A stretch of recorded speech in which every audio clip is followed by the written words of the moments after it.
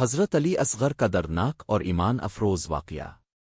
حضرت علی اصغر نواس رسول حضرت امام حسین کے سب سے چھوٹے فرزند تھے۔ آپ کی عمر صرف 6 ماہ تھی۔ کربلا کے میدان میں جب ظلم کی انتہا ہو چکی تھی، پانی کئی دنوں سے بند تھا اور خیموں میں موجود بچے شدت پیاس سے تڑپ رہے تھے، تو امام حسین نے صبر و توکل کے ساتھ ایک آخری حجت پیش کرنے کا فیصلہ کیا۔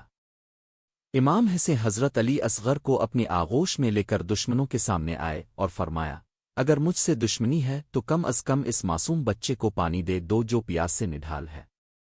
یہ منظر دیکھ کر آسمان و زمین کانپ اٹھے، مگر بدقسمتی سے سنگدل دل نرم نہ ہوئے۔ ہرملہ نامی ظالم نے 3 شاخوں والا تیر چلایا جو حضرت علی اصغر کے نازک گلے پر لگا۔ معصوم بچہ امام حسین کی گود میں شہید ہو گیا۔